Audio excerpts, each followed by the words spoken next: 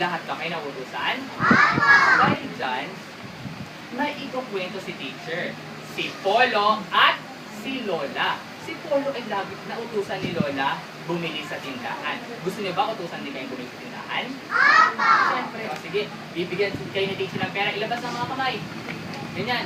Isang kamay. Ganyan. O, 5 piso. Tago mo yan. Kamay utos ng isla. 5 piso. Tago mo yan ha. Baka mawala. O, tago. Tago. Yan ang tago mo yan. Baka mawala. Pag binukas mo yan, 5 piso para sa'yo. Utusan ka na mamaya. O, 5 piso. 5 piso. 5 piso. 5 piso rin sa'yo. 5 piso. Tag-5 kayo para pantay-pantay ang mga kapatid. 5 piso. 5 piso. Hawakan. Hawakan na mabuti. Kasi mawawala yan. 5 piso. 5 piso. Ha? Huwag nalang ko sa busa. Ilagay sa kamay lang kasi putusan ka agad. 5 piso. 5 piso. 5 piso. 5 piso. Handa na ba kayo sa kwento ni teacher? Kung handa na kayo, itingnan natin si Polo. Mag-aya mo. Mag-aya kay Polo. Hi, Polo! Ayan si Polo. Ito ay katha ni Aina Zulueta Valencia at ginuhit ni Thomas Lapiwag. Tingin nga lahat dito. Si Polo ay may 5 piso. Anong pera meron siya? 5 piso. Bibigyan din kayo ni teacher 5 piso para mamaya may bibigyan tayo. Ang 5 piso na yon ay nakatago sa pulang pitaka. Saan nga ulit nakatago? Saan nga ulit? Pulang pitaka. Sabi ni Lola, sa tindahan siya pumunta. At dali-daling naglakad siya, si Polo. Sabi niya, sabi-sabi nga tayo, kunwari, nagmamadali tayo pumunta sa tindahan kasi bibili tayo sa tindahan. Inutusan tayo ni Lola.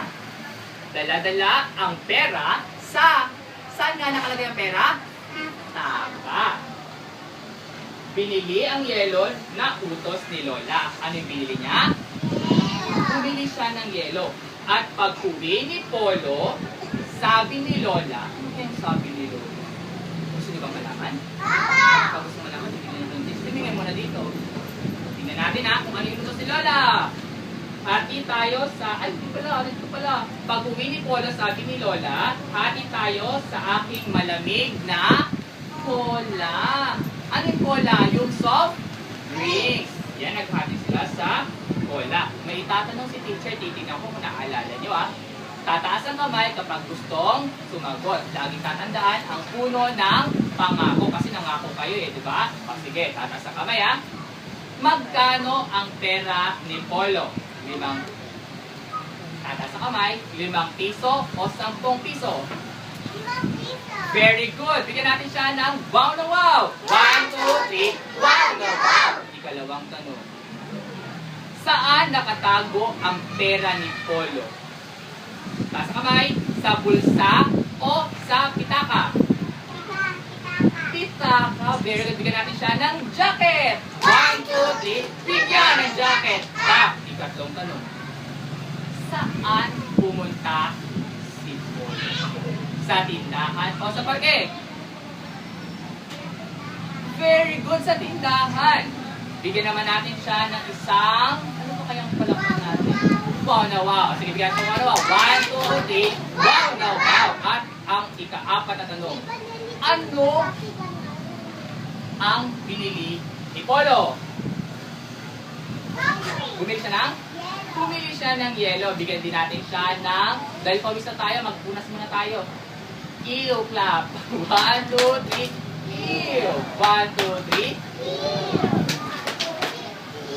1, 2, 3. Ew. 1, 2, 3.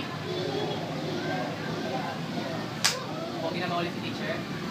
May copy ako teacher eh. Saan nila ginamit ang yelo? Sa tubig o sa cola? Nasa kamay?